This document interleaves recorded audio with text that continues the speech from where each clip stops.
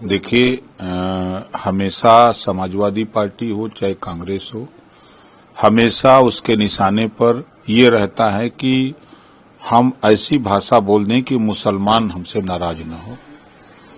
तो मुसलमान को खुश करने के लिए वो इस तरह की भाषा बोलते हैं।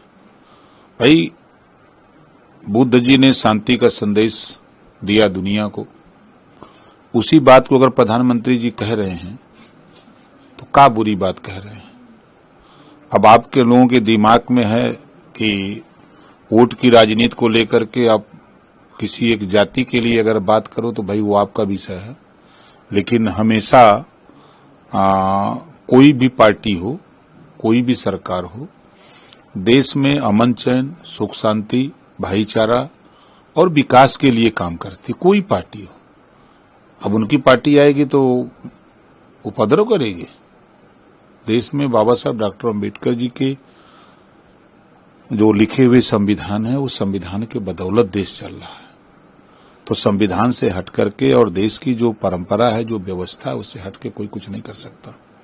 तो सपा के और भी कई बड़े नेता हैं जो इसी तरह के बयान भारत में हस्तक्षेप कर रहा है, और अमेरिका दूसरी तरफ फिलिस्तीन में बच्चों को जान ले रहा है, उनको खाने नहीं पहुंचने दे रहा है, और भारत में अमेरिका का हस्तक्षेप बंद होना चाहिए। नहीं, अबू आजमी जी से मैं कहूंगा कि आप नेता आदमी हो, गुलामी करना बंद करो।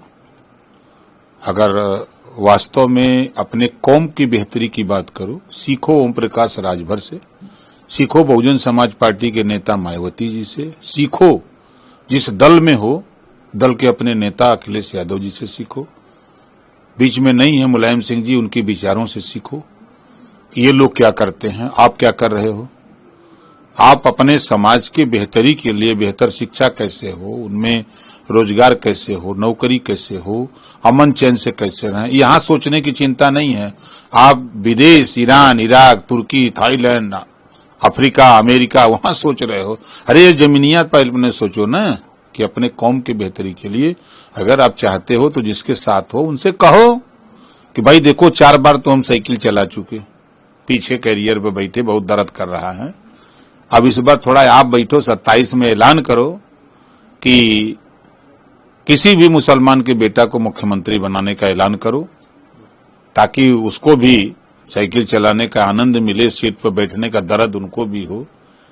ये कहने की हिम्मत है उनके पास? किसी मुस्लिम नेता की औकात नहीं है कि इस बात को कोई कह दे। अगर कह सकता है तो ओम प्रकाश राजभर ये बात डंके की चोट पे कह सकता है कि साइकिल चलाना बंद कर, पीछे कैरियर बैठना बंद करो, साइकिल चलाना शुरू करो। कहो अपने नेता से कि भाई इस बार 27 में यदि सरकार बनती है तो मुसलमान का बेटा मुख्यमंत्री बनेगा।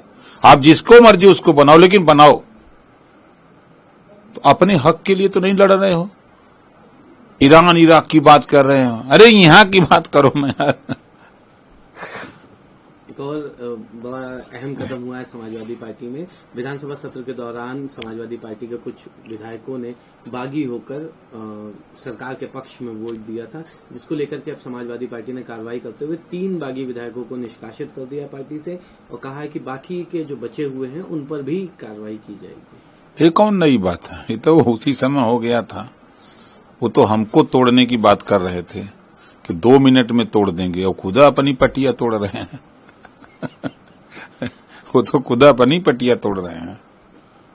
तो क्या लगता है ये उसी का खामियाजा है जो आपको तोड़ने की बात कही थी तो अपनी पार्टी में वो खुदा अपने टूट रहे हैं, तोड़ रहे हैं अपनी पटिया को, हमको का तोड़ेंगे। हम तो कहे थे ना कि वो 2 मिनट के कहे थे, हम 24 घंटा के चैलेंज दिए थे।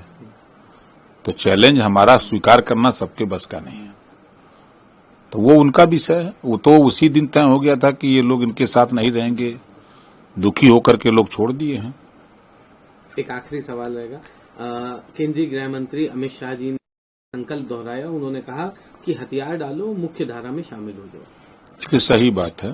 देखिए, जब आतंकवादी गतिविधियों में जो लिप्त होता है पूरा परिवार, रिश्तेदार और पूरा समाज परेशान होता है, तो सरकार का प्रयास है कि विकास के मुख्य धारा से जुटो, और वो रास्ता गलत रास्ता है उसको छोड़ो, आओ साथ में मिलकर के हम लोग प्रगति के लिए, शिक्षा के लिए, स्वास्थ्य के लिए, रोजगार के लिए, नौकरी के लिए, बेहतरी के लिए, अमन चैन के लिए हम लोग मिलकर काम किया जाए। बहुत अच्छा उनका पहल है।